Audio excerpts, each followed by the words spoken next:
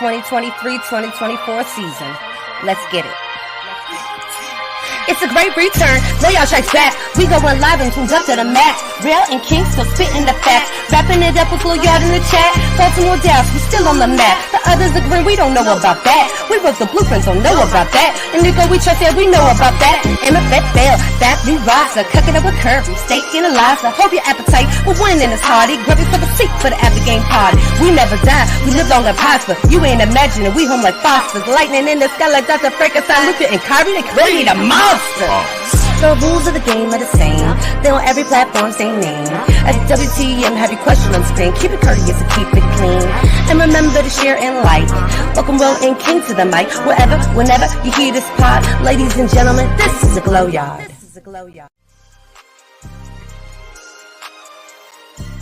We in YouTube, Glow Yard Gang, MFFLs, podcast listeners all over the globe, guys. Welcome to a brand spanking new episode where we talk Mavs, where we talk Dallas Mavericks from a fan's perspective, guys. Y'all already know what the vibes is tonight, man. Y'all saw the game. Some of y'all were with us on Playback, man. We appreciate you guys hanging out with your boys, man, watching the games. We already know what it is, man. But y'all, listen, if you're new to the channel, man, if you're into all things Dallas Mavericks, man, you're in the right place. Go ahead and hit that subscribe button, man, and join us here as we talk about all things Dallas Mavericks, win, lose, or draw. And also, please, everybody, hit that like button, man, and help us grow this channel, man. We'd like to appreciate everybody who helped us get to our first 2,000 subscribers. And let's get to our next goal. King said 3,000, so let's go ahead and reach that 3,000, man. So help us get to that. But, yeah, listen, guys, we got a special guest in the building, man. We might talk a little bit about the game tonight. I don't know. We'll see. But usually whenever me and King had these guests, man, we just get the rolling and the conversation just get going, man. We be at it for about an hour. So yeah, man, like I said, got special guests in the building, man. We got to bring them up properly, man. We'd like to welcome to the channel, man, the great Rashad Phillips, man. What's good, man? How y'all doing, fellas? How y'all doing? Appreciate you guys for having me. Yes, sir, man. Could be better, man, if we had won the game tonight, but it's all good, man. You know how that go. It happens. Yes, sir, man. Listen, guys, I'd like to welcome him to the channel. I do have his Twitter information down in the description box below. You guys can follow him on Twitter, man. Great insight, especially when it comes to draftees. Please follow him, man. Please follow him. Listen, man, like King said, man, when me and King said, we're glad to have you here, man. Yeah. We know a lot of people, man, know you from your take of the Luka take and the take and all that stuff, man. We're gonna probably get into all that. Yeah. But just want to get your thoughts, man. Just start this thing off like this. Want to get your thoughts on Luka's game yesterday when he got scored 73 points, man. Like, where'd your mind go to, man, when you saw that game? Man, obviously I didn't watch the game, but obviously with social media, you see the ticker and everything, and it started popping up on my phone. I was like, whoa, like I think I got my first notification at halftime or something. It was like at 40 or something at halftime. Mm-hmm. And I looked at my phone. I was like, oh, this dude, like he might get 80, and I started like tuning in more online and saw that he had, finished with 73, I think. But what was more impressive about the 73 points was it was more about his efficiency. I think he could have got 80 if he was really hunting shots. Yeah. I just think he made a lot of shots in that game. He wasn't really hunting them. That's what made it more impressive for me. And then when you give the backstory of the whole, he got traded for that and this and that, like there was a lot of backstory there. So that was it was a tremendous performance for Luka. Yeah, man. What you got, King? I was just going to ask him, what are your thoughts about the current Dallas Mavericks as a team? I think anytime you got two dynamic juggernauts, like Luka and Kyrie Irving, you always have a chance to win games, because when you got guys like that, you really can't scheme for players of that caliber. So anytime you have those two on the court, you have a chance to win big. With Kyrie's experience with playing next to another juggernaut like a LeBron James has experience in winning with playing with a player of that caliber next to Luka. Mm-hmm. So I like that dynamic there. I think Jason Kidd is a really good a really good coach because he's a player's coach. I know he gets a lot of flack sometimes, and all coaches do. But I do think that they're going in the right direction because anytime you compare two guys like that, I mean, you have a chance to win. So you actually think they actually could play together? I do, and I've went on record a few times and was kind of juggling that. But again, when you have great players like that, they usually figure it out, and it seems like they're going in the right direction. And like I said, with Luka, a player like that, I mean, you always have a chance to win when you have a player like that on your side. Yeah. You got Like another one? No, I was gonna say, like, just looking at this team, man, from the outside, like, what do you think that they're missing right now, if you, in your opinion? It's so for me, I don't really watch a lot of the Mavericks games. Obviously, I follow Jaden Hardy because he's from Detroit. I used to help babysit Jaden running around my dad's gym when he was a little kid. Love his dad, so I love Jaden Hardy.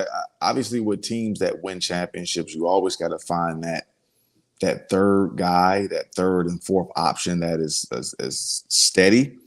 And I think they haven't found that just yet.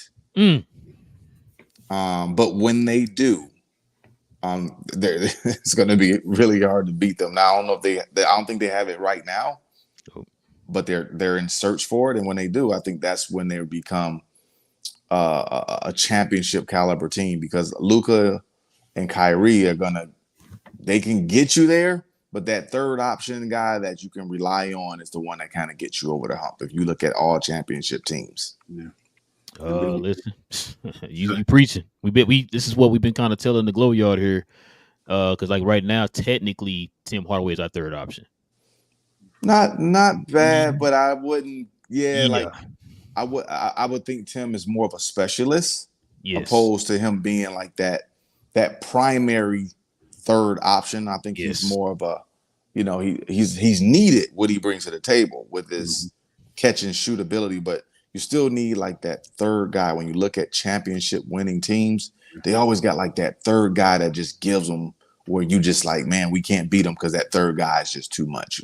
Aaron Gordon for the Nuggets, like he was the third guy for the Nuggets. You had Joker, and then you had Jamal Murray, right? You had your two guys, and then that third guy was Aaron Gordon. Like you always got to have that third guy. We thought we had Pascal, man. We thought we had Pascal. That would have been the perfect third for us, man. That would have been ugly. Y'all would have definitely, man. That could have been ugly. Right now, it's a bad time to say Jason Kidd's a coach because a lot of folks are saying on the fire Jason Kidd train. But with that being said, me and Relle, we love Jason Kidd, especially being a player like I think he's a top 5 point guard of all time, just in my opinion. But do you think he has enough with his X's and O's to help direct the Mavs to the championship with Kyrie and Luka, anybody else? Like, or do you think it's going to be too reliant on them two, being that Jason Kidd may not be the best X's and O's guy? I think he's in a no-win situation right there. Because it's hard to X and O greatness, and you can't really X and O Kyrie and Luka, because they're so dynamic. It's hard to really coach them. Sort of like it's hard to coach guys of that caliber. I think he can manage them. He's proven that, but coaching guys like that is almost impossible. So it's almost damned if you do, damned if you don't, because if Jason Kidd was trying to X and O, and it wasn't working, then people will stand on one side of the fence and say he's doing too much X's and O's. Let Luka and Kyrie take us home. So when Luka takes you guys home, or Kyrie takes you home, or they try to and they lose, then you say, well, Jason's not being an X and O guy. So he's in the catch-22 there. Understood. Man, let me ask you a question about the overall NBA, man, because I think over the last 24 hours, I think we've been hearing people kind of conversating about, these guys getting like 60, 70 points now. It seems like they're getting it with ease. Do you like, what's your opinion on these players nowadays getting these points like this? Like, I think it's incredible, but a lot of the people are kind of like starting to talk down on it. Like, man, it's really nobody playing defense. It's just, glorified pickup game and all that type of stuff. Like, what's your opinion on that, man? I don't think we can blame the players. It's the rule changes. Okay, like we have to understand that the NBA is entertainment business. Right. And points sell tickets. Yes, they do. Dunks sell tickets. You know, when you look at all professional leagues, you look at baseball. People go to the baseball game to see home runs. Yep. People go to football games to see touchdowns. Yep. People go to basketball games to see Luka score 70. So it's the product. So you can't fault the players for having games like that. But I do think that the rules are the sliders needs to be turned back up a little bit, you know, because I don't want to sound like like an old person here, but I come from the era where, you know, basketball was a little bit more resistant from a defensive side, and I think it's playing defense is a skill. It's also an effort thing, and I think that the NBA is stripping that component away from the game. And when you strip certain components from the game, this is the product you get. You get guys hanging 70 and 60 every week, where it's starting to water down how great a 70-point game is because everybody is doing it. Yeah. So you kind of lose the potency of scoring. Because it's the average fan that doesn't really care about the nuances of basketball love it. But the people who really care about the purity of the entire game of basketball, it's hard for us to digest it. Man, to kind of piggyback what you said, I told King this before. I used to go on YouTube a lot and watch like the older games, like Bulls versus Magic, Bulls versus Lakers and stuff. And growing up as a kid, like you said, like now that I'm older, I understand the game a little bit more. Yeah. As a kid, you know, you didn't really pay attention to that type of stuff. You want dunks. Yeah, those guys packed the paint so much. There was no spacing or anything. You had literally 10 guys hanging in the paint trying to stop one guy from getting to the rim or whatever, right? So like nowadays it's so much spacing and so much like, you know, so many skilled players and being able to take guys one-on-one. Like you said, listen to everybody every week is getting 70 points now, right? And so I agree. Maybe can we add a little bit of the defensive side back just a little bit? Yeah, just a little bit. We're not saying go back to I'm definitely not saying go back to the 90s. Like I said, I'm watching those games and I don't even know how Jordan got 30. I'm dead serious. I don't know how Jordan got 30 going to the lane like that, man. It was so many bodies in the paint. So I'm with you, man. I've been kind of saying that too myself.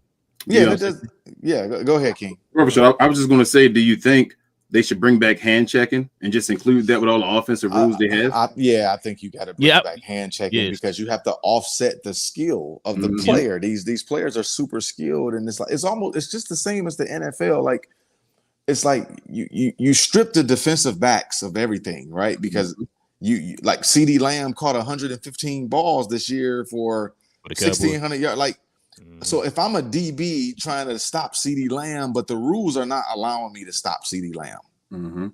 You see what I'm saying? It's the same thing in basketball. Like it's hard to defend the Lukas, the Kyries with the rules because you can't even touch them. I think you got to allow guys to be a little physical because what if teams want to build their roster around a little bit of grit, a little bit of some Tony Allen, some Bruce Bowens, like the Meta World Pieces, the Shane Battiers. You can't build your team around defensive guys anymore. Nope. They're like phasing that type of player out of the game, and I just don't think that's fair. I think basketball needs to allow every type of basketball style, defensive, offensive, shot blocking, shooting, team defense, like all that should be allowed, and let's see which organization, which franchise can put the best product on the floor and let that play out. Because who do you look at nowadays as like in that mode of a Tony Allen and all that, a Shane Battier? Probably Lou Dort. Yeah, Lou Dort. Man, from OKC, but his guys, Jimmy Butler still one of those dudes. But they're like dinosaurs now. Yep. It used to be like 4 of those dudes per team, Yeah. and it's like one every other team now. If that, and the best teams are fighting for that one guy. You know, like when free agency hit, it's one defensive dude on the free agent market that can really change the dynamic of a team like that. You know what I'm saying? So yeah, and that's because of the rules. Yeah. So now the kids that want to make the NBA, like the college kids and the grassroots kids, they aren't patterning their games after defensive players anymore. Everybody's trying to be Shai Gilgeous-Alexander. Everybody's trying to be Trae Young. Everybody's trying to be Luka Doncic because that is what is being glorified. Nobody's glorifying the defensive stoppers. Nobody's glorifying them anymore. So kids are not even trying to be that. Let me ask you a question. What aspect of the game would you want to bring back from the older, like maybe the older generation, like in the 90s or the early 2000s? What aspect of the game would you want to take from there and bring back here? It would be the hand checking for me. Yeah, hand checking is one of them, and I want to see people utilize the mid range game a little bit more. I feel like mid range is a cuss word now in the NBA, which I don't understand that because some of the best players in the league are effective in the mid range. The Kawhis, the Lukas, the Paul Georges, whoever you want to talk a name out there, man. KD, you know, Devin Booker, those guys are Anthony effective Edwards, in the mid range. Anthony Edwards, exactly. There's a reason why these guys are tops in the league because they're able to be effective on all 3 levels, not just you getting to the basket or shooting threes. You're killing cats in the mid range too, right? And that's one thing of the game. That's one part of the game I never understood why. Like you hear people say like because of analytics, of course. Oh, that's a bad shot. And it's like, bro, that's the top players in the league are effective in the mid range. Why is that a bad shot? I'm confused by that. I was going to ask, are they still teaching that earlier, like in earlier levels? Oh yeah. Like I don't think they're teaching the mid-range shot anymore. I don't think so. It's a lost art. Yeah, I think analytics have kind of ruled that out, which is it's strange. Where I manage a lot of kids, and one of my kids, in high school right now, and he was telling me like he took a pump fake 2-dribble pull up and made it, and the coach was like, "I'd rather you shoot the 3." Oh, yeah. So I just think that again. It trickles down the way that the NBA game is played. It trickles down, and sometimes it teaches bad habits, and then it plays a psychological game on kids' minds where they think that they can't take a pump fake 2-dribble pull up. Like, when did that become a bad shot? You remember that game when Carmelo played for Oklahoma City before they released him? Yeah, and you remember he did that. He was a couple times. He'll do the pump fake and then pull up and shoot a long 2. And the coach pulled him out because he wanted him to just take that 3. It's like, bro, he made a good shot. He's effective around that range. It's like, let him take that shot. But we can say King. Nothing. I had nothing to say. Yeah. You ready to get into Luka? Oh well, yeah. Go ahead, man. Everybody, Rashad, like I said, I appreciated you for coming on the show and you showed me the video. Saying your rebuttal, your apology. I had never seen that before. No, everyone I feel like knows you for the Chris Broussard talk, the conversation. I think that clip is all over the place about the Luka feet being slower than rush hour traffic. But I saw the other clip, and I think probably I should just open the door up for you and let you have the floor. Let folks know what you really feel about Luka now after you actually seen him. I guess in the NBA because I know you saw him beforehand and the differences in his game. What do you feel has changed? What's his ceiling you may feel now? Just let us know how you feel about it. I mean, that's just such a loaded, that's a loaded question. First, just addressing the whole thing with the Chris Broussard and all of that. Like I went on a media tour for evaluating prospects, and all the major platforms was reaching out to me because of my history of really understanding how to evaluate talent, and they respected my percentage on players. So, talking to Chris Broussard, I went on his show and we talked about Luka, and the questions that he asked me was, do you know some things about Luka? And I said, yeah, and I did tell him. And it was just like, there was other prospects. I was like, we were just cracking little jokes. I said, well, his feet is slower than rush hour traffic, which I still believe. They are. That doesn't mean that he's a bad player, though. Right. I think the way that that it's cut up, that it comes across, like I was just saying, that there was things in there that I said he was a great player as well. I didn't think that he was gonna be a star. And that's why I think people got mad. I was like, man, I don't know if he's going to be a star. I don't know if he's going to be this. But obviously he's really good. It's really hard. And you guys know this. It's really hard evaluating international players. Yeah. It's always been hard. Not just for me. It's been hard for NBA teams that spend millions of dollars on their scouting budget. And they still can't get the international prospects correct. So for me, sitting there with Luka, maybe I wasn't as educated on who he was going into the draft as I thought. And the kid came out and completely proved not just me wrong, but he proved pretty much everybody wrong. So I think that's a feather in his cap and showing you his greatness, that he proved not only just me, but he proved everybody wrong. It's weird, but nobody brings this up. People always talk about what the Atlanta Hawk trade and blah blah blah, but they skip over that the Phoenix Suns passed up on them. So obviously there was other organizations that got people on payroll to scout, and they came back to the drawing board as a $1 billion franchise and said, we're going to take DeAndre Ayton at number 1. We're going to take Marvin Bagley at 2. So these are entire organizations. So how come my little evaluation, I don't have $1 million budget behind me. Like, I was like, I don't know if he's going to be good either. I'm not alone. I wasn't alone on that island. That island was full of people.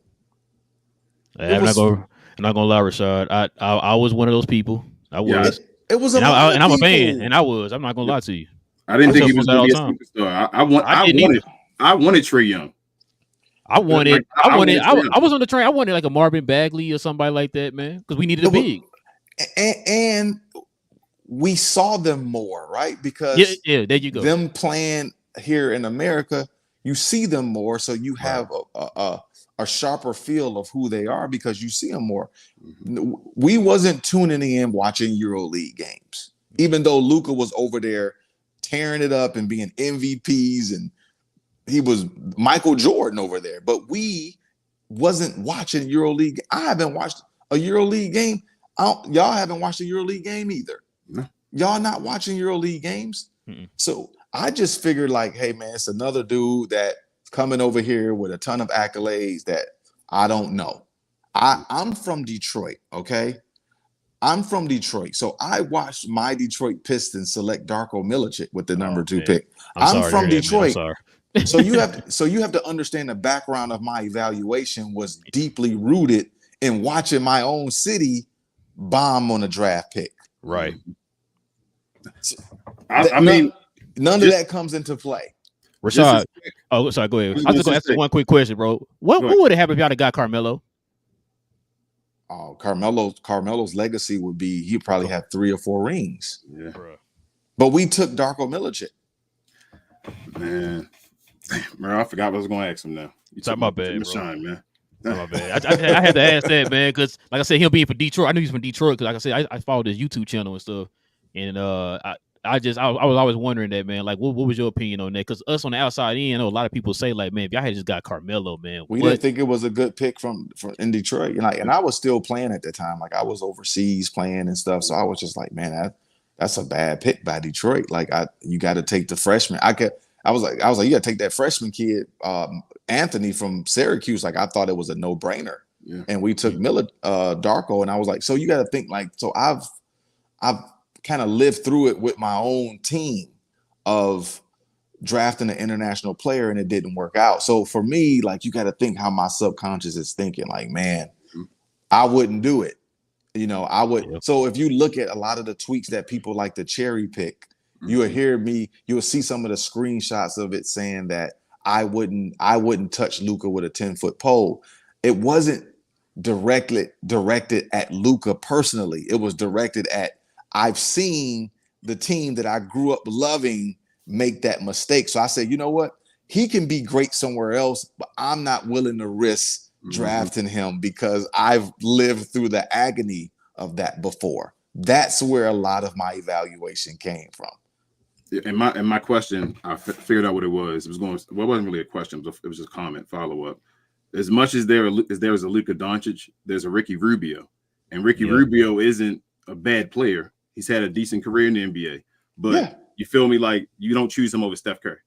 See, there's, if you look at the data, right? If you look at the data, you will see that, okay, I wasn't really crazy because I said what everybody else was thinking. I just was everybody's subconscious, and I was putting it out there like, yeah, I don't know. But now it's easy to come out because hindsight is 20/20. But you guys have been real enough to say, hey, man, I didn't really think he was going to turn into that either. But here we are today, and he has. And that's a great thing. Yes, right. It's a great thing because to finish the question that you asked me, I think Luka's going to be an all-time great. I think his story is fantastic. A kid that been playing professional basketball since he was 14. And a lot of those European dudes play professional at 14 and 15. Yep. But he's been able to kind of take that and really run with it and become on trajectory to be an all-time great. I think that's a great story for him. That's a great story. But it seems like people really get a kick out of trying to make me the villain to Luka. I'm not a villain to Luka. I think he's a great player. Now that I can use my own hindsight and say he's a great player. But after the first 3 or 4 games of his rookie year, I was like, no, I was completely wrong. This dude gonna be like, I knew it to the point where I waited until they came. I went to a game and went in a locker room personally. I personally went into the Dallas Mavericks locker room and spoke to Luka face to face and apologized to him man to man. Right. That's how I've never done that with a prospect ever. And the reason I did that is because I felt like that I stereotyped him as a player. And I felt like that was wrong. So I felt like I owed him an apology as a man because that was wrong. So I went to Luka to his locker and I was like, hey, he knew who I was. Right. That was the crazy thing, is he knew who I was. And he kind of smirked at me like, yeah, I know who you are. And I was like, hey man, like, I just want to apologize. You are a tremendous player. You will be a great player in this league, a superstar. And I apologize for being wrong about you. And he was like, I appreciate that. And we dapped up, we took a picture, and the internet took that picture and tried to run like, oh, you trying to fanboy. It was like nothing I can do to make it right. Can't he admit you wrong now? Like, no, it's too late. You should have been right the first time. Like, Luka accepted the apology, but it's like now people are just trying to run with it. Like I owe them an apology when I actually talked to Luka face to face. What else? Don't feel bad, Rashad. Don't feel bad. You still got folks in the media now that's still doubting him. It's like, bro, really? I don't have any doubt with him now. I don't. Like, I just think the dude he's going to be an all-time great, and that's okay. Like, I respect the game. I'm an evaluator. Evaluation is about giving your opinion, but using your expert opinion. You're going to be wrong, but it's like baseball. Like you bat 300, you're going into the Hall of Fame. Yep. So evaluations are a lot like that. You're going to be wrong. You're going to be wrong. You're going to be right. But I can sit here and tell you guys honestly that I've been more right than I have been wrong in this space. Listen, I told you, I agree with you. Like I said, I followed the YouTube channel. I was like I said, a lot of the guys, I don't really watch a lot of college basketball the way I used to. So I listen to guys like you to kind of get an understanding of, hey, this guy is coming up. He's looked at to be like a 10 pick or whatever. Yeah. Like I try to get an understanding of, okay, let me break it down and see what they talking about with this guy. Oh, he can't dribble to the left or whatever, right? Yeah. Yeah. I listen to guys like you to get that understanding because I don't know. Yeah. Yeah. Because you guys put in actual work. Yeah. Study these guys. Study it. Yeah. Study it. And it's a hard gig with social media being an evaluator because you put your work out there for people to pick through it and try to discredit you. So me, having that evaluation about Luka, then you try to discredit everything that I've ever accomplished or what I'm doing. Nobody talks about that. Nobody talks about that I was the person who the evaluator who discovered Ja Morant. Nobody talks about that. Nobody. You know what, too? You said I was just about to say, I thought Trey Young was not going to be that good. You the one. I'm not just saying this because you're on the show. You were literally the only person I actually heard before everybody else started saying I thought he was going to be good. You the first person I heard say, "No, I'm telling you, Trey Young." Matter of fact, it was on the Chris Broussard show. It was on that. You was on that. Yeah. Nobody break. You were the first person I heard say that, and I was like, I don't know about that one, man. But you were right.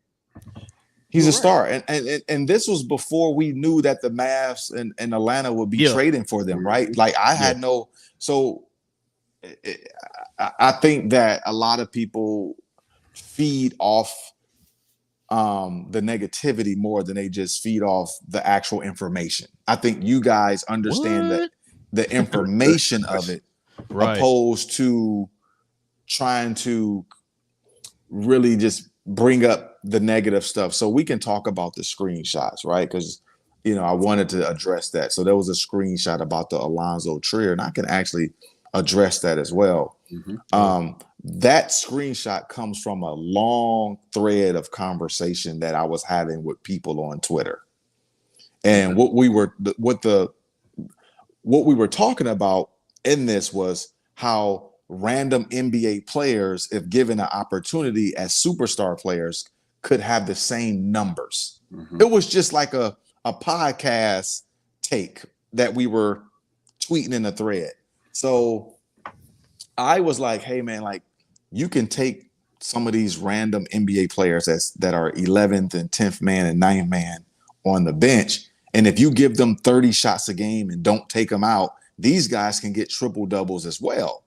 That's what made me say, if Alonzo Trier got 30 shots a game and was put in the starting lineup and you let him shoot 30 times a game and you give him the ball every play, he will put up the same type of production. That's what I was saying. I was using him as kind of an example of a random NBA player.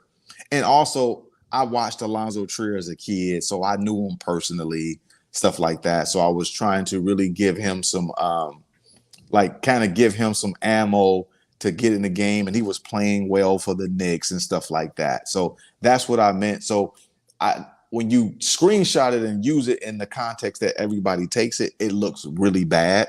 But in the conversation that we were having in the thread, it makes sense. Understood. Context. It was the context of it. Trust me, Rashad. Me and King go through it too, man. That's why I always tell King, I try not to be, because of people like you, man, when y'all put your opinions out there, and then if it ain't right, then you get villainized and all that. You get villainized for everything you say, but nobody will tell, it'll be a few people that acknowledge what you said, but it'd be very few. It'd be like 12 people, but you can get, a Twitter page with 300,000 followers that'll post your take on what you said about Luka, but they won't post your take that you said about Trey or Ja Morant or Shai Gilgeous-Alexander or the players that I've hit on and hit on and hit on. I hit on Cam Thomas. I hit on Trey Murphy. Like I could just go down the line of all the kids that I've hit on before everybody else, and none of those clips are shown. None of those tweets are pulled up. Let me ask you this question as well, Rashad. What do you think the NBA can do to address that, I guess, as far as scouting overseas and getting better, maybe a point of views of players over there? I don't think that's ever going to change. Okay. I just don't think it's Jokic went in the second round. You're right. It's not changing. It's not going to change. Is it because the game is played different ways? I think it's the stereotype of our country not believing every international player that comes in is good. It's proven. This is a fact. This is not my opinion. Just look at how the NBA drafts. They be skeptical. You're scared to use that draft pick because it's worth so much. It's worth so much. So they be like, you know what? I'm gonna just go with Marvin Bagley right here.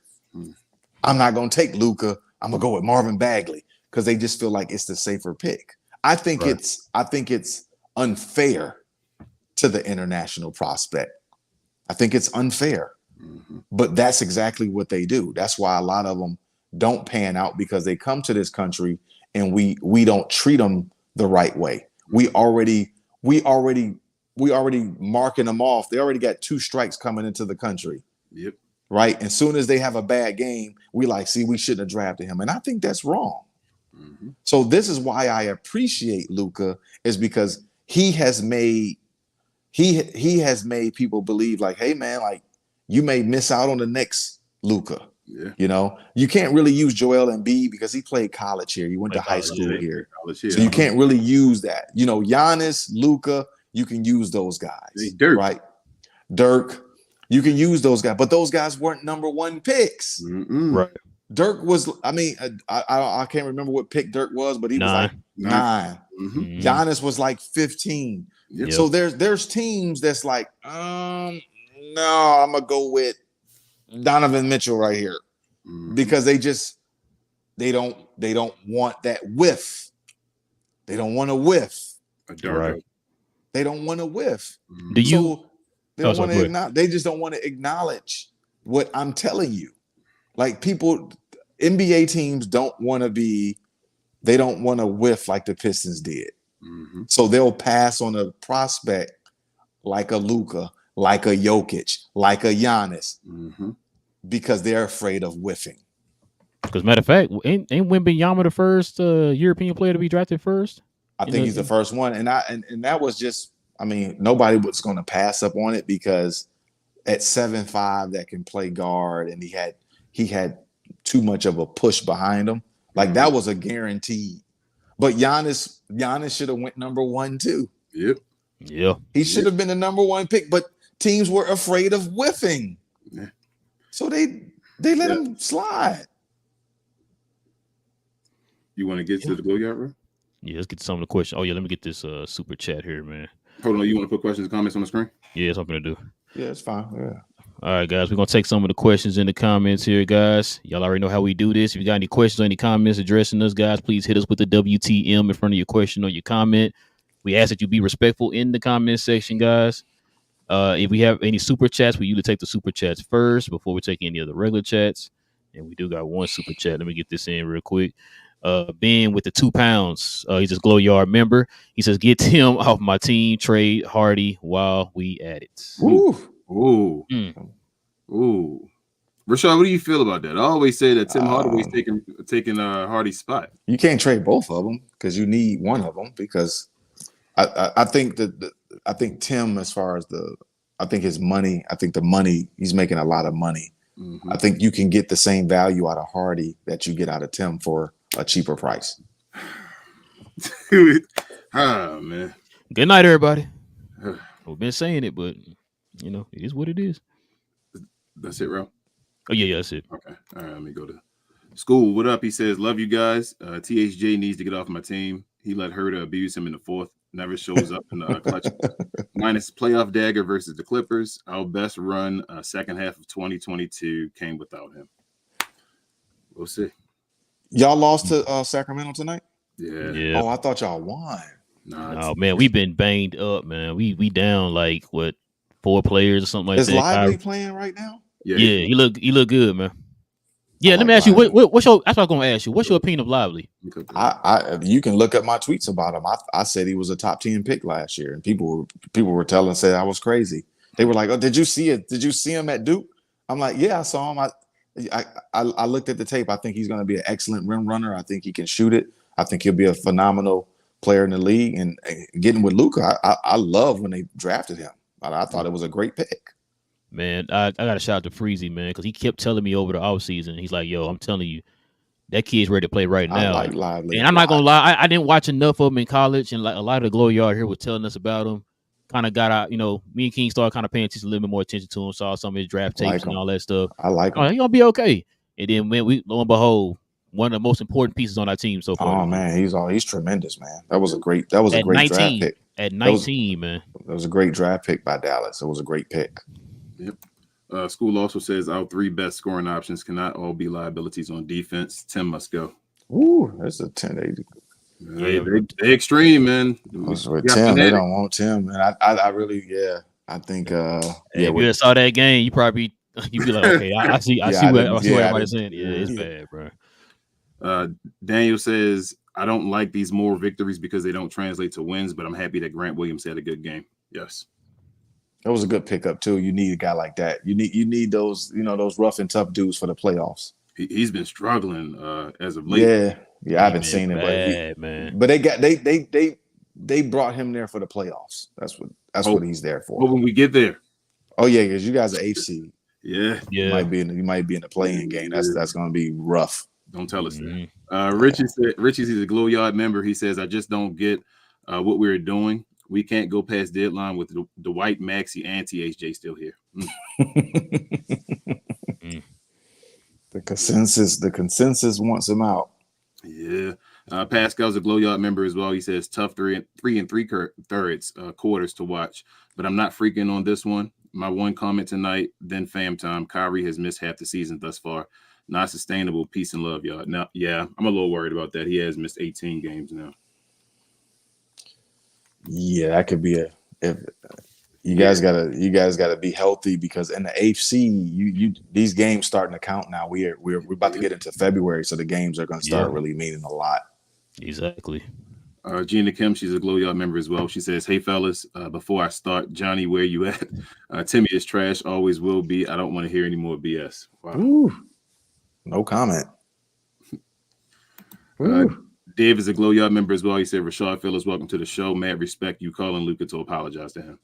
Yeah, absolutely. And I think I appreciate that. I think a lot of people need to know that story. Nobody's telling that story. As human beings, if you feel like you make a mistake, if you step on somebody's shoe and say, hey man, I apologize, sorry about that. I think we don't have enough of that in the world. Like I said, I didn't have to do what I did. I could have just been like, oh, whatever, I was wrong, whatever. Like I actually sought Luka out, got into the locker room, was man enough to stand face to face with him and tell him that I was wrong about him. How many evaluators have y'all known done that? Nobody from the national media, but yeah. Exactly. Gina Kim says, I know we lost, but game ball to Grant, man. And Luka, MF, and Doncic. I had a feeling he would have more assists. Glad he got that triple-double too. His teammates couldn't get it for him. Timmy. Yeah, that's the theme for the night. Yeah, Richard Case is a Glow Yard member as well. He says, will the Holmes narrative continue? Great question. How do you feel about Rashawn Holmes? Loved him in college. Like he was a high percentage guy at college at Bowling Green. Bowling Green, that's what it was. Yeah, high percentage guy. He was bounced around a little bit, but I always thought that he was really good around the basket, and I thought he was a really good piece. It's just the energy. Like you need those type of dudes on your team. Understood. Gina Kim said, I didn't have many expectations for this game, but I really think Luka should have rested this game. Probably so. Yeah, probably so. Probably after, hanging 73 on the Hawks, and then the next night, trying to, you don't want to wear Luka out. Yeah. I think, he got him being a pro for so long, he had a lot of tread on his tires. I said this all the time. Luka literally, since he came into, remember the year he got drafted, he just came off of Euro Championship. It was like 2 weeks, and then he ended up being in the draft. That's why he didn't play in summer league. He literally been playing year-round basketball for like 5 or 6 years.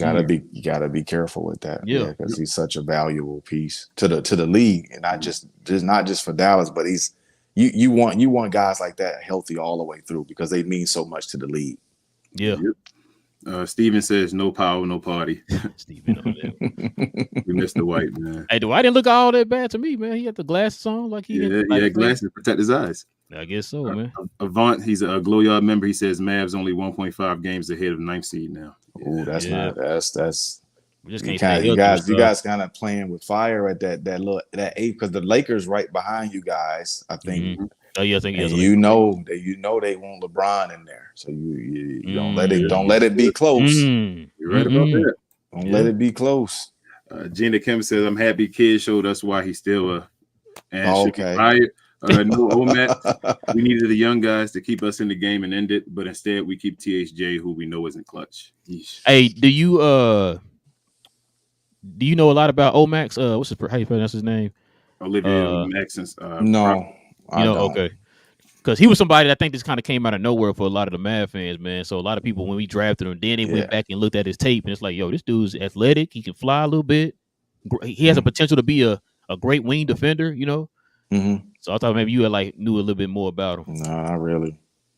Div says, Rashad, I disagree about Kid being a great coach. He is a player's coach, but I don't like the way he picks on players every year to put in the doghouse. This year is Holmes, and last year was Seawood. That happens. That happens. I think they didn't want to pay Seawood last year, and they didn't want to pay him. So that was that probably came from upstairs, you know. Mm-hmm. So they didn't want to pay him, and they pushed him out. I feel like J Kidd does the best as a coach in the NBA. They give you your hand already. They hand it to you like cards, and I think he does the best with the cards that he's handed. Understood. Mark A. Cubes. Facts God says, get Hardaway and his fanboy out of here. It's ridiculous, fam. Oh, wow. What are we talking about? Gina Kim said, it's not like Luka had a bad game, but I could tell he was tired. We needed his team to back him up, and they didn't. Grant and Green weren't bad, but they all missed easy open shots. It just sucks. Them back to backs be tough, man. Let me ask you a question, Rashad, in your honest opinion, on the outside looking in once again. Yeah. Do you really think that Luka at some point can win a championship here? Oh, do he have to go somewhere else? You can be honest. Yep. It's gonna be hard. And here's why. I feel like Luka plays the same style as James Harden did in Houston, where he was the most offensive gifted juggernaut in the world. Mm-hmm. But I don't think to win a championship at the NBA level, you just can't be a solo act.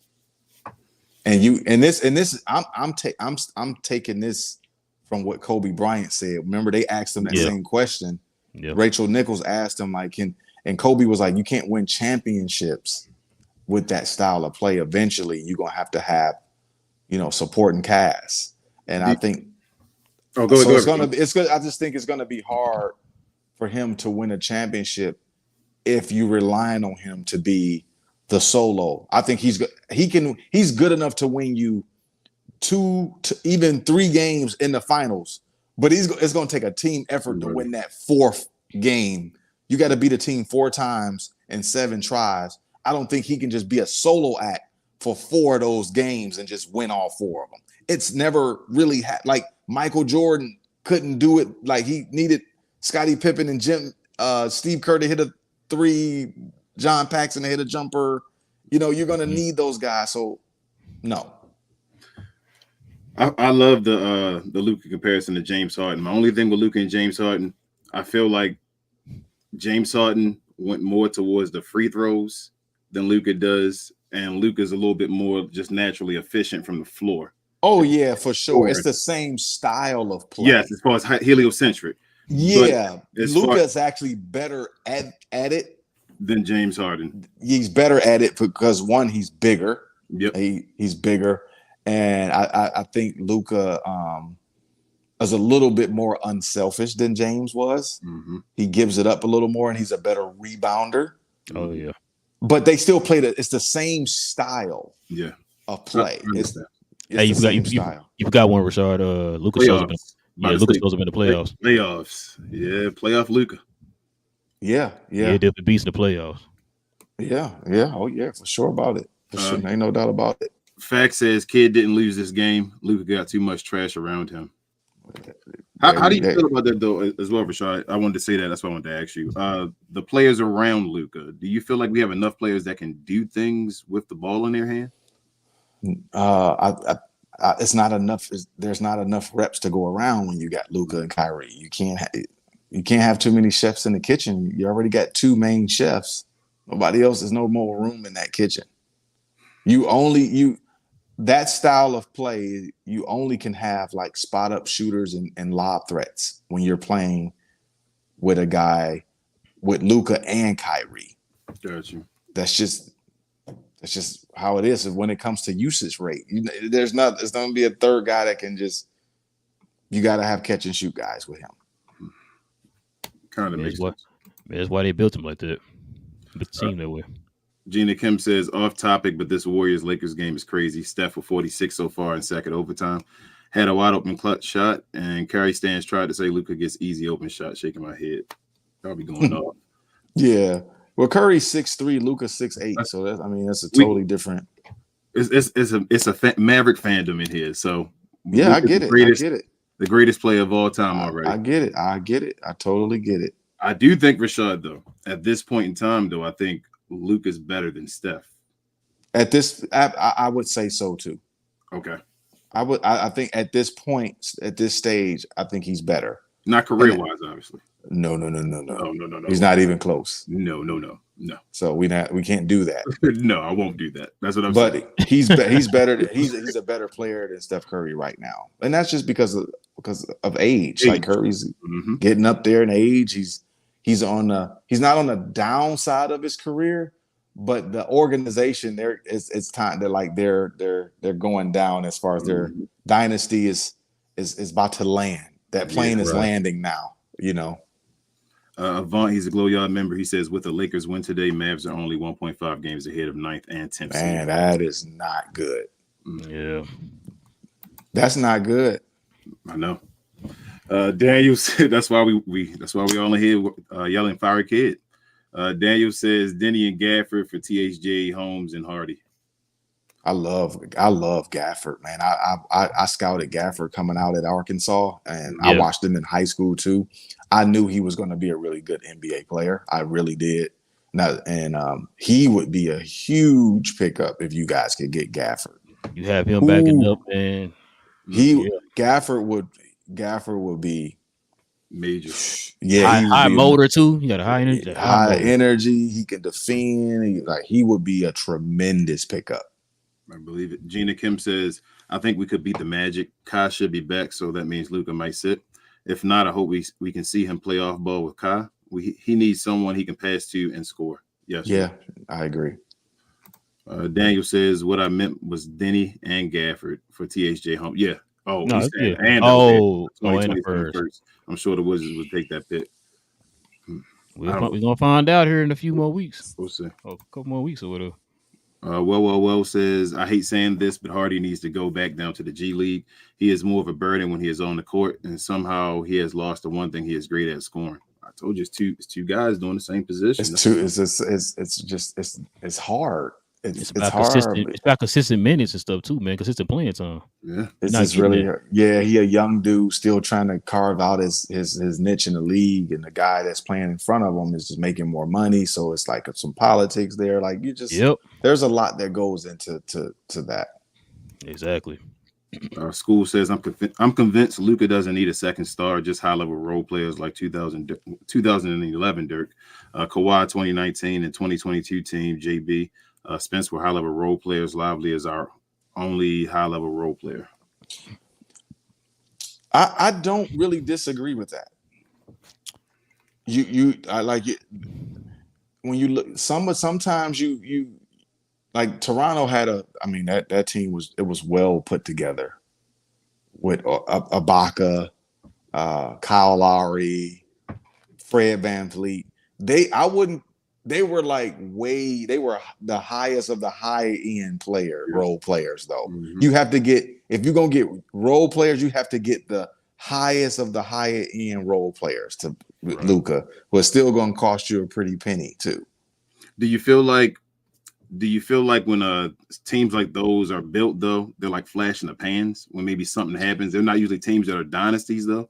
Yeah, they're not dynasties, but you can get a championship out of them. You can. So if they want one, you're right. If you want one, then you Hey, do you want one or do you want zero? Which one you want? I mean, you're right. Yeah. and that's why Toronto went all in on Kawhi. At least get one. Gina Kim says, Rashad, that makes sense. Even Dirk said he wasn't too hyped about Luka. There were some analysts who were told Luka is one, but that was only a minority. I'm just glad you see the greatness. Yeah, he's great now. I think he's going to be an all-time great. I think he's going to win MVP, and I think the only thing that'll keep him from winning MVP is the team accolades. Mm-hmm. Like right now, he's in the 8th seed, so he can't get it. Yep. If he was in the 3rd seed or 4th seed, I think I would be like, man, he's a no-brainer for MVP of the league. Yep. Noah says Luka might sit next game, and Kyrie should be back, and Stephen A. must hate overseas players, and it has nothing to do with color. Hey, Noah. Yeah, we all know what Stephen A. does. He just, just Stephen A's. Yeah. Noah says, Rashad, you have earned my respect. I thought you was just a Luka hater. I see your point of view. No one saw this coming from Luka, and I was mad that we passed on Trey. Now I'm glad we got Luka. Yep. Yeah. I said, go ahead. Yeah, it was. I was kind of the same way. Like, and I did draft grades in 2019 during that draft. Yeah. And nobody, again, that screenshot never comes up. But I gave the Mavericks an A for drafting Luka, and I put in my breakdown like this kid has a chance to fill in the role of Dirk Nowitzki. This was a great pick for this organization because they have a history of being great with international players. I give the Mavericks an A for drafting Luka. You never see that screenshot though. You know what? Gina Kim said, Rashad, don't worry. You apologize face to face, and Luka accepted it. That's all that matters. Ignore the trolls. As humans, we can't always be right. Keep grinding. You got my respect 100. Salute. I appreciate that. Like I've always felt once I talked to Luka face to face, for me, I was like, I'm like, that's all that really mattered. But it gets exhausting when people just continue to pull up stuff and cherry pick your tweets and like not knowing the entire story. Like, man, I apologize to Luka. Like I spoke to Luka. So you're telling me people are selective hearing and selective reading? Yeah, I spoke. It just don't sound right at all. It's like, and then they got mad at me for posting the picture. The only reason I posted the picture because I wanted to show proof that I spoke to him and told him that I was sorry. That's the only reason I posted the picture. I didn't post the picture for me. I was like, hey man, I want Dallas people to see that I apologize to their star player face to face as a man. Right. What up, Johnny B? He's a Glow Yard member. He says the Mavs are cooked. They should think about just tanking and trying to keep that pick again. I truly think they lose in the play-in and not even make the playoffs. This is an 8-10 or 8-10 seed at best. Yeah, best. Ooh, that 8 to 10 seed. That it's just it's hard down there because you're gonna them playing games are just. It could be the Lakers and Dallas in them playing games. Yeah. Mm-hmm. And that them free throws gonna be going to the LA team. Yeah, I mean, hey, I'm from Dallas, man. I'm used to the Dallas LA rivalries, man. When it comes to them kind of games, so I know. So yeah. Gina Kim says, Rashad, thank you. You hear that, Johnny? Gets to talk to Johnny B. Yeah. Well, he's a major Tim Hardaway Jr. fan. Stan. Well, Stan. Okay. Gina Kim also says, I didn't hear about Lively until draft night came closer. I heard he was a center, so I was happy. And I think having Chandler mentor him have helped his development too. Absolutely. I thought it was an excellent pick. I thought that was a great pick by the Mavericks. Mm-hmm. Ramble says, ain't this the same JaVale that was washed last year? Bad coaches complain about players. Good coaches elevate players through scheme. Right. Shots. Ramble over here preaching. I got you, man. I hear you. Gina Kim says, Rashad, who do you think is a better scorer, Luka or Kai? Luka is a better scorer. Whoa. Can you say that one more time? Luka is a better scorer than Kyrie. Johnny, I pray you heard that, man. But go ahead. I would tell you my take, Rashad, about it. I think Kyrie Irving is the most skilled basketball player ever. I think he surpassed Kobe Bryant. I thought Kobe Bryant was the most skilled before Kyrie. But as far as scoring the ball, we got to take advantage as far as his height and all that and what he has. He has to be that crafty and skilled to score. Luka has you can't.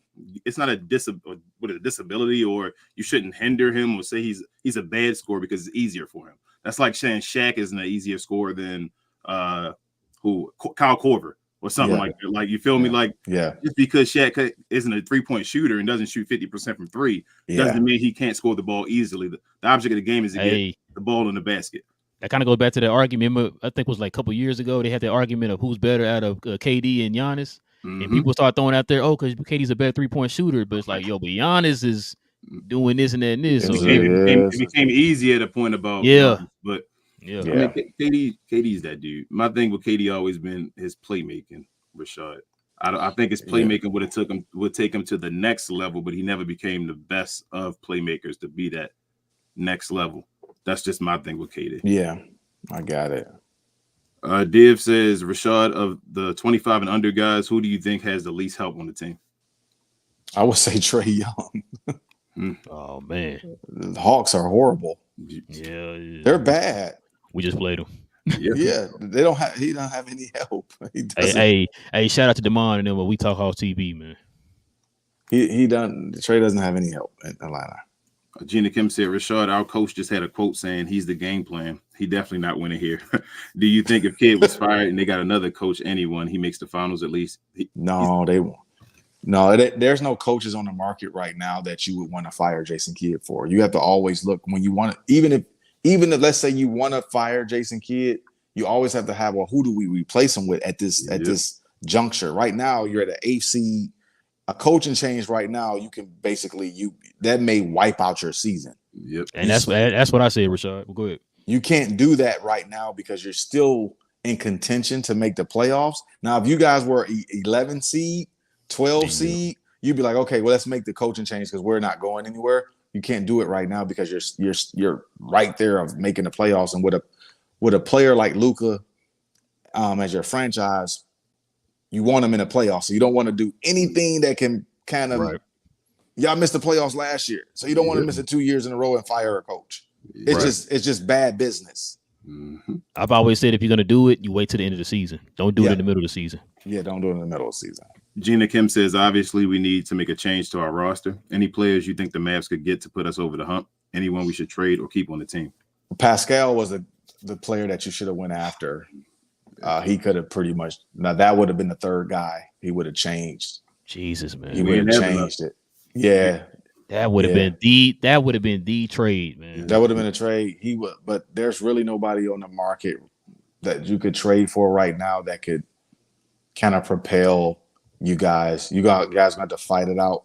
You guys are gonna be going between 7, 8, 9, 10, 11 seed for the next 3 months. It's gonna be fluctuating. You're gonna be in the 7 seed one day, and then a week later you're gonna be in the 9th seed one day.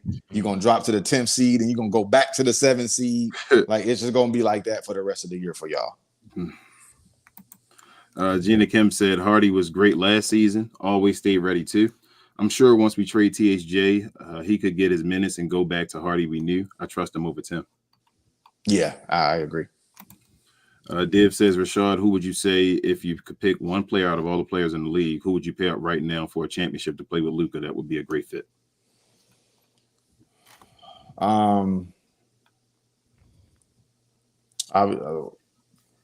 So obviously Kyrie's already there, but I would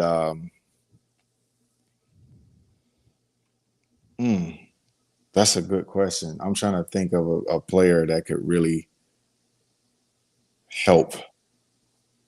So I look at guys like, and people may not like this, but I look at guys like Harrison Barnes. I look at guys like Aaron Gordon. I know y'all gonna get mad when I say this, but this is just my truth. I think Porzingis was the right piece. Oh, Porzingis, he was. I think it was his mentality that stopped it from happening. Him and Rick Carlisle, as far as maybe Porzingis being a little I thought Porzingis. I thought when y'all got Porzingis, I think Porzingis, Brunson, and Luka. I think that's a multiple championship winning team. Yep. But let me ask you a question, Rashad. Who would have been number 2? Like, say you got let's just say hypothetically, right? We still had those guys, and you had you got Porzingis playing the way he's playing right now, and you got Brunson playing the way right now. Who's he would have to be the third option. Yep. There you go. There you go. That was the issue. I thought, and I think that was the issue. I think that Porzingis didn't like to be the third option. And he said that. He said that on multiple interviews. He's like, that was on me. He said my maturity and the way I handled it here and all that stuff. He didn't realize, like you said, he thought he was the 1B, 1A, 1B. Yep. I thought Cuban got it right when he had Porzingis and Jalen Brunson. I thought Cuban was a genius for assembling that roster. That's the roster that y'all let slip away, because them three, now you can go to going to the finals multiple times. Just need him to stay healthy though, Rashad. Because get him to stay healthy. Yeah, I know that's been like his whole career has been like that. He can afford to do that in Boston because you got 3 other guys that can carry the team while you're out or whatever. So we couldn't afford that. You're our second option. Yeah, you can't. Kind of like Kyrie now. We're struggling without our second option. You got to be healthy. When you're a number 2 option, you have to be healthy. Yes, all the time. Yep. Gina Kim says, Rashad, who do you think will come out of the West this year? Clippers have been healthy so far, and the Suns are heating up. And who do you think would be a good matchup for the Mavs if we make it? Yeah, I think coming out of the West, I would say the Clippers. I think the Clippers, if they're healthy, the Clippers can beat anybody. A good matchup for the Mavs. I think you guys can beat OKC. Okay. I think that matchup will be it'll be made for TV. I think Luka could beat OKC by himself. Ooh. I do. Okay. I think he can. We're talking about a healthy Mavericks though, right? Fully healthy. Yeah, fully healthy. I think the Mavericks will. I don't know OKC's. I don't know where they're slotted. They're 3 or 4. I don't know where they're at now. Might be 1. I think like 2. I think Minnesota 1 or 2. I thought Minnesota had dropped off when they lost to OKC. Maybe, I don't know. So if the Mavs are 8, if the Mavs are 8 or 7 and OKC is 2, I think y'all can win that round. I think Luka is just too polarizing for OKC. That's the matchup you want. I think Dallas can beat OKC. I like that. Oh, you're right, King. They number 1. They're number 1. I thought. OKC Minnesota fell. I think Minnesota lost tonight. Minnesota been losing recently. Yeah, they've been on one. The Clippers moved up to 3rd. Yeah, the Clippers, if they can stay healthy, man. Yeah, you don't want to. I know Luka has a history of torching the Clippers. No. So, Rashad, each year that, like what you said about KP, each year that we played the Clippers, I think the Clippers should have won a championship. Yeah, that's how good I think the Clippers were. I think we were the team that were battling the Clippers to that like 7th game and all. Yeah. I think Kawhi, with him being gone in the Western Conference Finals, that stopped them that year from going to the championship and winning it. And the year in the bubble, they were the favorites to win it until the bubble happened. So I really think the Clippers were just that good, but that's my opinion. Yeah, I think you want to avoid them. Yeah. I would say avoid the Clippers. I wouldn't like the first round matchup, Clippers and Dallas. Kawhi just too much. He's too much when he's in the playoff. Kawhi. Yep. Yeah, and with them dudes on his side. It's a wrap. Got more weapons now, so yeah. Yeah, you don't want to. I would rather see you guys play OKC. I just believe you can beat them because they're young, they're exciting, but Luka he'll drag them. Rambo says, thanks Rashad for distracting other teams for Luka's greatness. No need to apologize. We got the pick of the draft. Hey, we say it all the time. We got lucky, man. You guys did. You guys got lucky because there was teams that were stereotyping international players. And I think Luka didn't want to play for. He didn't want to go to Phoenix. He didn't want to go to Sacramento. Yeah, he didn't want to go to Sacramento. He did not want to go to Atlanta. People got to stop using Atlanta people got to stop doing we had him. Luka did not want to play in Atlanta. He had demands. See, when you're a legend like that coming from overseas, Luka had a lot of leverage. I can believe. He could have went back. Yeah. He could have said, "I'm not playing for Atlanta. I'm going back." He wanted to play for Dallas, and it was the right place for him. I can believe it. Yeah. Richard says Dwight Cuban sucks. Wow. Bowley's a Glow Yard member. He says our problem is not get X's and O's for Luka and Kai, but he is super horrible with other players. He seems to have picks and chooses, so our team won't even be whole if coach don't know how to use other pieces. I understand that. Gina Kim says, Rashad, who is your top 5 in the league right now, and any players you think are underrated? My top 5 players. Well, I'll start. Luka will be in there, obviously. I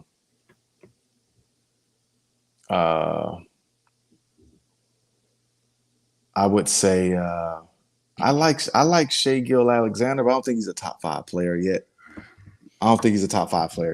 Like if you would have said that, I would not argue with you. I don't think he's there yet. I think this year playoffs is probably going to decide where he is. I think we got to see where he at. Like, you know what I'm saying? Like Anthony Edwards and those dudes, like they're right on the cuffs of that. I can't put them in the top 5 yet. So I'm still going to keep it like really basic, like Giannis, Luka, Joel Embiid, you know, who else am I missing? Kevin Durant. Like those guys are still in the top 5. But Joker. Yeah, and him. Yeah, of course. Like the top 5 is still, you still can't break that yet. You got like, I still think Shai Gill and Trae Young, like I still think those guys are like knocking on the doors of all of that. Jason Tatum, still not top 5 yet to me. But they're all like right there. I got it. I wanted to ask you a question. Shout out to Ben, man. Yeah, we have a Glow Yard member. He loves he hates Jason Tatum. He really, I don't want to say he hates him, but he's not a fan of Jason Tatum. Not a fan of him. Yeah. He says that he believes that Devin Booker and Domantas Sabonis. No, it wasn't. No, I'm sorry. It was Brandon Ingram. I'm sorry. Yeah. He said Devin Booker, Domantas Sabonis, and Brandon Ingram were better than Jason Tatum. I'm like, you're wild. Maybe Devin Booker, I can see the Devin Booker one. There's no way on Sabonis and No, you can't. The Sabonis one that's a little too much. Brandon Ingram. Not Brandon Ingram, bro. Nah, at a time, there's times where Brandon Ingram looks better, but the consistency. There it is. Oh man, PJ Washington dropped 43 tonight. Yeah, everybody's getting 40 in the league. Come on. You said trade him? Trade for him? What you said? Bowley said people seem to have trouble calling out Kid. It's as if there's a law that says you can't openly criticize him as a coach because he was a great player. So he has no reason to work on himself. Div says, Rashad, do you think the Hawks should wait till offseason to make a deal? When teams who fail in the playoffs might want to switch things up, or do you want to trade Murray at the trade deadline? Yeah, I think they should hold on to Murray. That's a good question, Rashad. It is. I think they should hold on to Murray. They should hold it on. You follow We Talk Hawks, man. And I know Damon has kind of said that before. He feels like maybe if you're not going anywhere, just hold on to him or whatever. But you know, a lot of the fans, you know how fans are, man. If you're losing, just trade everybody right now. You know, fans think this like NBA 2K, man. They be just be wanting to trade dude. I don't trade think Shaq for Sean Bradley straight up. Yeah, I don't think I think you should hold on to Murray. I don't think he's the problem. I just think when things aren't going well, somebody's always going to be a scapegoat. Somebody's always going to be, you know, and that's the sucky thing about professional sports is that somebody always has to take the brunt of what's going on with the entire organization. DeJounte Murray is not the problem. No, he's not the problem. Trae Young is not the problem. You know, it's just like they just have to stick that scapegoat pin on somebody's back. Search and Destroy says, salute We Talk Mavs, bless y'all channel. Thank you, Search and Destroy, and definitely check out Empire Jeff, man. Yes, sir. Was it Lakers and MLB and all NBA talk? Gina Kim says, if you coach this Mavs team, how would you get Luka duo to work together on the court? What's the offense looking like? I think you have to stagger the minutes between Luka and Kyrie, where you have to have one sitting sometimes. Like I wouldn't have them on the court together all the time because of the way they play. So I would stagger their minutes. Obviously Luka would get the more of the minutes. So let's just say Luka will get 36 minutes. Kyrie will get 32. But you got to figure out a way to stagnate them, and then the last 5 minutes of every game, they on the court together. Yeah, absolutely. See what I'm saying? Like that's how I would coach them. I would stagger them so they both can have their space to be themselves without getting in the way of each other. And you know what's funny too, man? Before all these injuries start piling up, we had one of the best clutch teams in the league. We was like top 3 in clutch performance. Yeah, because of Luka and Kyrie. Yeah, you should. And we actually were healthy and playing together. We actually had that, man. So, yep, yeah. Div says, Rashad, you don't think a Giannis or Embiid with Luka would be hard to stop? Oh yeah, Giannis and Embiid with any star player would be hard to. You could put Giannis in Atlanta right now, and it'll change. You can put Giannis with Detroit with the Pistons, and Cade Cunningham is gonna start looking like a top player. That's what great players do. Like they elevate their surroundings. Embiid, all those guys. Yeah, I agree. Richard says, with players coming out at 18, is 27 still start of prime, and can 35 be made a kick out? Ooh, that's a good question. Because I think I almost slipped and said that Luka was in his prime on that one show. Remember that? And I forgot he's not even 25 yet. So it's like, because he's been in the league so long, and this is like, basketball prime and age prime, I think are two different things now. It's two different things. Yeah. I think once the guy gets to 35, depending on what kind of player, like Chris Paul right now, like Chris Paul is like on his last leg. Right. And he's a Hall of Famer, right? But I just think like he's at the stage now where it's just like, you just can't cut it anymore. And I get it. At 6 foot, it's hard, like to Kyle Lowry, those guys to play at that size, and the age starts to catch up. The guys are quicker, faster, taller. So it's, yeah. Mm-hmm. I get worried about Kyrie for that same reason. Yeah. Gina Kim says, what about the Wolves? I feel like they aren't a real 1 seed. I'm sorry, now 2. I think we would have to be healthy, but I can see us beating them. Yeah, that's gonna be real. That's gonna be tough, man. You trust Cat in the playoffs and Rudy? I trust their team. Okay. I just think they're a really well-oiled machine. And they got great defenders. That'll be a tough match for you guys. I wouldn't be surprised if you win that one, though. I wouldn't be like, oh, the Mavs beat. I'd be like, yeah. But that's a team that'll rough you up. It's not gonna be. You're gonna have to hit a lot of jump shots because Rudy knows guys. It ain't gonna be a lot of paint touches against Minnesota. So the field goal percentage is gonna be down because of Rudy and Cat. I just think their size is going to give you guys a problem. Understood. It's the size. Gina Kim says, Rashad, thoughts on the All-Star starters? I agree with the West, but in the East, I don't think Dame should start. Brunson has been better, in my opinion. They were tied in votes, but Dame won. Yeah, Brunson should start. Yeah. There's a lot of people that were upset over that Dame pick. They said Dame was like 5th in the fan voting. It's like they don't even know how that even happened. But Dame was higher in the fan vote than Brunson. That's how he got it. Well, no. I'm talking about as far as him being a starter. Like he was the 5th. He hit the 5th. I think he hit the 5th highest in the guards. Matter of fact, I think it was might have been Jeff. Shout out to Jeff. I know he's in here right now. Sure, Dame wasn't 2nd. No, he was 5th. Because matter of fact, I was watching We Talk Hawks. That's why he was mad because Trae Young didn't get the starting position. Well, that's right. Because Trae Young was 2nd. Yeah, he was 2nd. Yeah, behind Tyrese Halliburton. Yeah, behind Halliburton. Yeah, I thought it was between Brunson and Trae. I just thought that. They're just playing better. I mean, I knew Halliburton, but I didn't see Dame, man. I thought it was Brunson. I thought Brunson for sure, but I mean, it is what it is. He's gonna get in either way. It says, Rashad, if the Lakers fail and play in and lose and don't make the playoffs, is LeBron leaving? And if so, where is he going in your opinion? Think Kai could convince him to come to Dallas?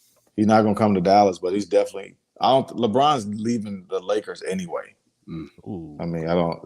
Yeah, he's leaving the Lakers, so he's not gonna go to Dallas though. But he is gonna leave LA. I think LeBron, and I think that what makes basketball sense. I think LeBron should go to Philadelphia. basketball sense. I think LeBron can go there with Joel Embiid and Tyrese Maxey, and LeBron could be an excellent third option there. And then Philly can draft his son, and then they can kind of go from there. What if he goes full circle and either goes back to Miami or goes to Cleveland? He could. I mean, that you definitely can't rule that out. You can't rule it out. That would be kind of a storybook thing, but it's going to be who's going to draft his son, right? True. So, yeah, if the Sacramento Kings draft his son, then he's going to go to Sacramento, right? Is it really? So maybe tell the Dallas, put it out there to draft Bronny. Mm-hmm. Then you can get it. Daniel says, do you guys want Andrew Wiggins on the Mavs? There's been reports that they love him here for a while, and he will be a good fit here with Kyrie and Luka. I told you, it depends on what Andrew Wiggins you're getting, man. That's a big. Yeah, which one you getting? Exactly. It's a big risk. Yeah, I don't know which one you getting. Yeah, you got to know which one you getting.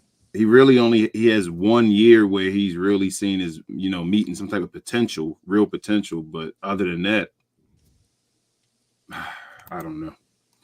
Ramble says, "What's our playoff rotation? Starters plus 4 bench players." I don't even think the coaches know that. Yeah. I don't. With the way our lineups and stuff are constantly switching back and forth and stuff, man, he don't even know that. You don't really start getting into that, man, till pretty much after the All-Star break. Yeah, I don't even think they know that right now at all. So, Gina Kim said, "Rashad, in your opinion, do you think Kuz could be a needle mover for us, or Miles Bridges and Nick Richards?" Miles Bridges for sure. I don't want them, but a lot of fans do. Miles Bridges for sure will move the needle for you guys. I don't know if we're ready to take them optics though. But he got some baggage. Yeah. He got some. But yeah, he will be a needle mover. He's like an Andre Iguodala. Yeah. Like he's a hell of a defender. Young, athletic. Like goodness. Miles Bridges. Oh man, Miles. Your Bridges four would be solidified. Yeah. Your 4 be solidified with him. Yeah, Miles Bridges could move the needle, but he got some baggage there. But he's definitely a needle mover for sure. Johnny B said Wiggins would be the worst signing of the Luka era. He's been horrible this season, and he's making almost $30 million. Oh no, I don't want that take. I ain't paying that tab. Yeah, y'all willing to gamble on a guy with 1 good playoff run in his career? I'm not paying that tab. I mean. That's a huge gamble too, Johnny. It's not just the it's not just the contract, man. But also, like we said, which Wiggins are you gonna get? I ain't paying. I'm not paying that for no third option. Nah, not that. Not for the dude that I'm not even sure about. Shout out to Empire Jeff in here too. I see you, Empire. I see you, Jeff. Yeah, what's up, Jeff? Daniel says Kuzma, Denny, and Gafford for THJ, Holmes, Maxey, Hardy, and a first and a second. Would this trade work? I mean, you can present it. No, that's too much. That's too. No, Kuz, Denny, and them. I don't think Washington. No, they won't do Kuz. Oh, we'll say Kuz too. My bad. Yeah, Kuz part. Man, I saw Kuz and Denny. I'm like, no way. Kuz will be a good third option too, because he's played that role before. Yep. That's what I was going to ask you. Do you think Kuz over here? Yeah. Lakers role. Yeah, for sure. Yeah, he would be good, but Miles Bridges will be much better and cheaper. Yeah, Miles Bridges would be cheap. Whew.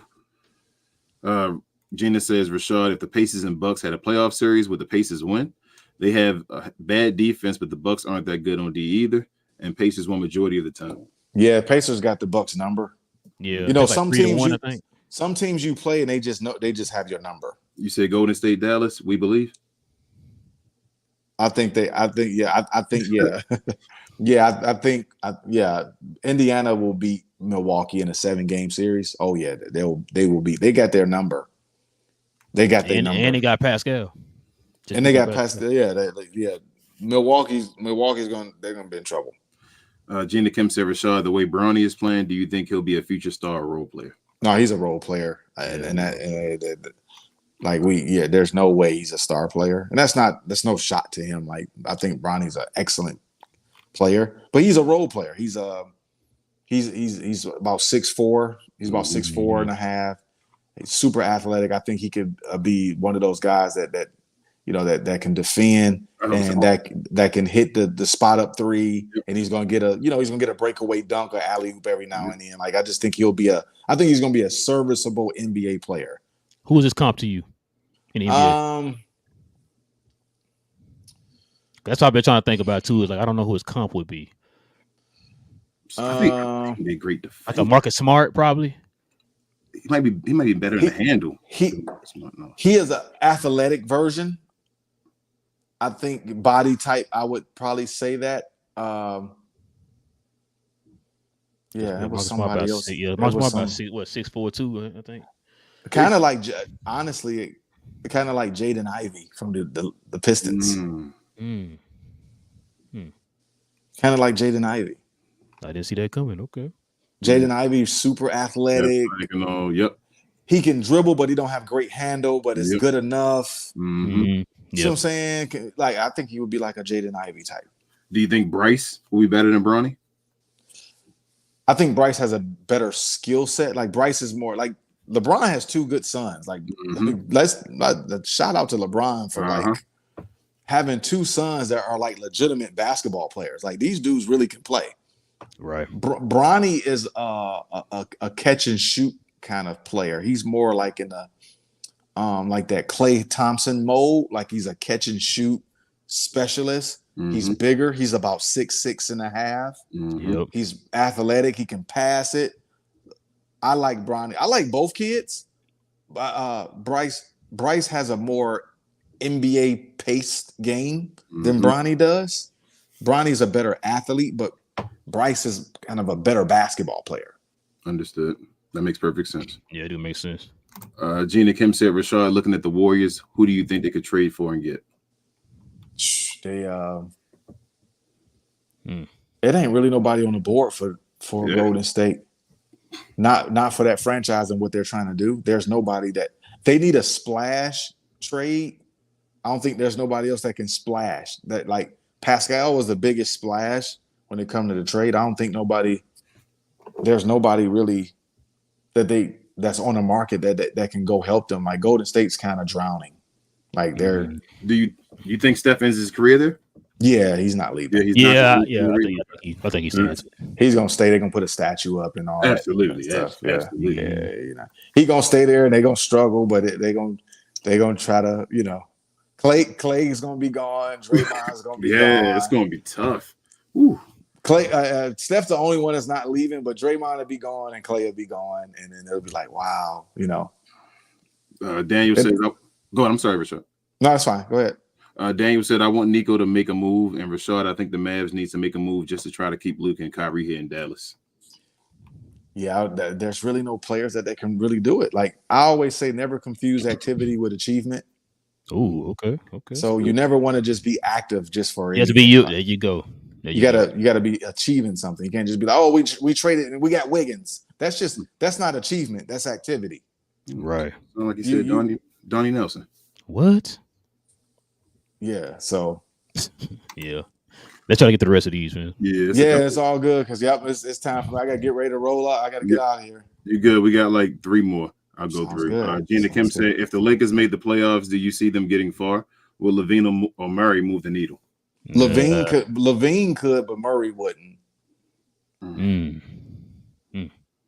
LaVine, because he's a better catch and shoot player. Murray needs the ball in his hands. To play with LeBron, I agree. You got to be able to catch and shoot. LaVine is a better catch and shoot guy. You're right. You're right. Johnny B says, thank you, Rashad. I've been campaigning for Miles Bridges since his return from Ike Turner land. He moved the needle substantially. He's the power forward we need. He can get his own bucket, defend, and rebound. The same reason we said we're not going to be able to get him is the same reason you just said right there. You just said him again. Exactly.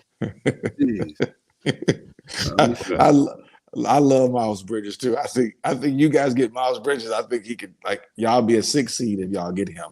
Man, let me see if there's any more for Rashad before yep, I'll read this one. And Dave says, Rashad, if you had to pick a guy to trade between Hardy and Josh Green, if you're the Mavs, which one do you move? I think I already know he's going to. Yeah, I know he's going to. Yeah, you got it. Yeah, you can't trade Hardy. You can't trade Hardy. You can't trade Hardy, man. But we're waiting there. All right, man. Hey, man, apologize when we get to everybody's questions and comments, man. We got to let Rashad go. It's already, I don't know where you at right now. You in Detroit right now? Nah, I'm in Florida. Florida? My time. Ooh, okay, so both of y'all late right now. It's like 1 over there. Yeah, it's like 12, 17 over here. But yeah, man, listen, guys, we definitely appreciate everybody rocking with us for another episode, man, of We Talk Mavs. We definitely appreciate our guest Rashad coming on, man, and talking basketball with us, man. Like I said, you're always welcome, man, to come on, man. For anybody, man, who wants to become a member of the channel, guys, go ahead and do us a huge favor, man, and hit that join button right there next to the subscribe button, guys. Want to become a member of the channel. And for those who are brand new to the channel and to Dallas Maverick content, go ahead and hit that subscribe button, man, and follow us here on We Talk Mavs. Also, too, guys, you can follow us here on Playback. We stream all the games on Playback, guys. You can join the Glow Yard here and other Mav fans, man, as we watch the games together and talk Dallas Mavericks, man. It's a great time to spend with the Glow Yard. Also, too, I got Rashad's information right here. You can follow him at RP3Natural on X, aka Twitter, guys. Follow him on there, man. Great follow on there, man. So please follow him on there. Follow us on all our socials too, guys. I got all the links in the description box below. This will be up in podcast form tonight. We got merch, of course, y'all already know. Scroll up to our store tab on our page, guys. We got the link there. Or we have a link on our X page in there. So, Kings, anything I'm forgetting? Your page. Oh, right. You also can follow me here on Cuz We Geeked, man. I see a few more people are helping us grow the channel there too, guys. We're still trying to make it to our first 100. Still, like I said, a young channel. So we appreciate you guys' support there too, man. Follow us on Cuz We Geeked here on YouTube. Rashad, you got anything you want to add before we roll out? No, thank you guys for having me. I really appreciate you allowing me to tell my story on your platform. And like I said, good luck to the Mavs. Hope you guys can weather the storm and great things will happen. I hope you're right, man. I hope you're right. I don't think the fans can take no more, man. it's been a crazy season, man. Yeah. But yeah, man. Listen, guys. With all that being said, guys, it is your boys Relle and King. We talk Mavs. We talk Dallas Mavs from a fan's perspective. We'll be back here on what's the next game, King? It's not professional, man. Not professional, man. Hold on, y'all. What's today? What's today? Saturday. Probably Tuesday. Monday, Tuesday. That'd be nice. Sorry, y'all. I know this ain't. Yeah, I gotta get some sleep. My Lions play tomorrow. Handle your business, man. Thank you so much, man. All right, appreciate y'all. All right, man. Let me see. Oh, we'll play Orlando on Monday. Okay. Yeah. So yeah, man. With all that being said, guys, it is your boys Relle and King. We talk Mavs. Like I said, we'll see you guys here on Monday, guys. Same Mav time, same Mav channel. Go Mavs, and we out, guys. Peace.